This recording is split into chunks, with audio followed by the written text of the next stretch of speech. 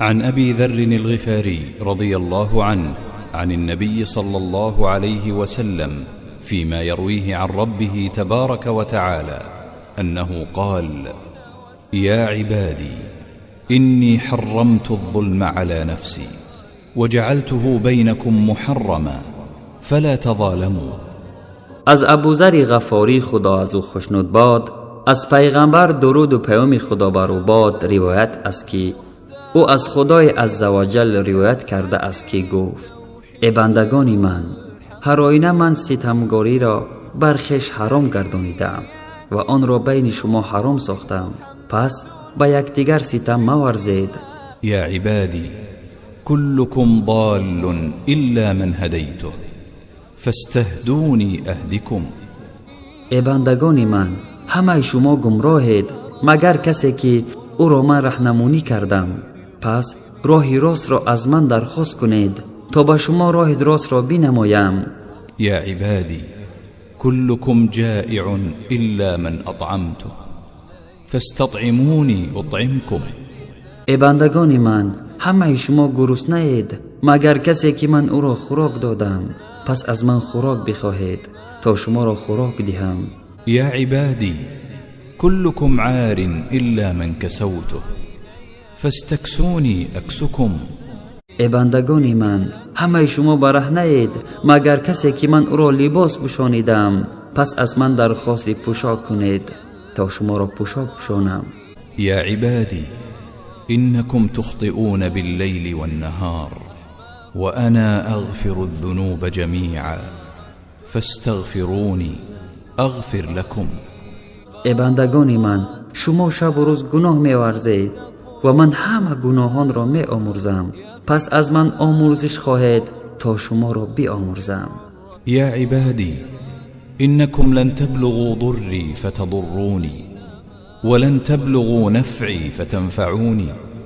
ای بندگان من، شما هرگز به زیان من نخواهید رسید تا مرا زیان برسانید و هرگز به نفع من نخواهید رسید تا به من نفع برسانید.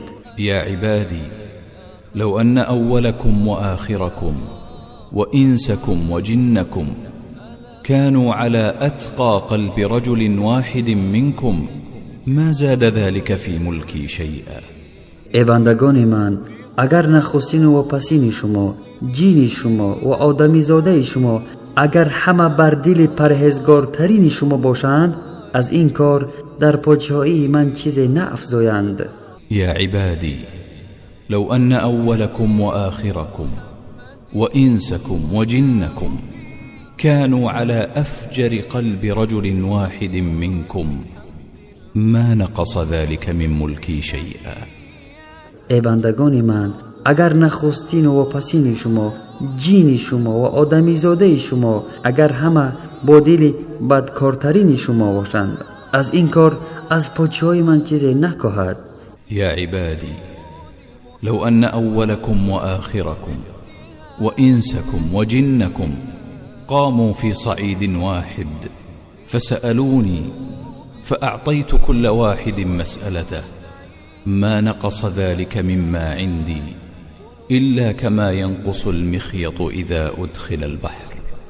ای بندگان من، اگر نخستین و پسین شما، جین شما و آدمی زاده شما در یک میدان گرد آیند و از من طلب کنند و من بر هر یک انسان درخواستش را بدهم، از آنچه که من دارم چیزی کم نشود مگر مانند سوزنی که به بحر فرو برده شود و از آب آن کم کند.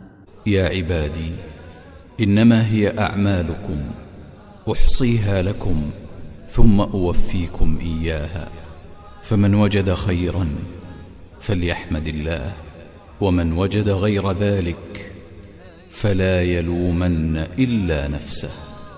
ای بندگان من، جز این نیست که این همه کردارهای شماست که آن را برای شما می شمارم و سپس آن را به شما به پورگی می دهم. پس هر کی نیکی بیند خدا را سپاس گوید و هر کی غیر نیکی یعنی بدی بیند پس کسی را سرزنش نکند مگر خویشتن را.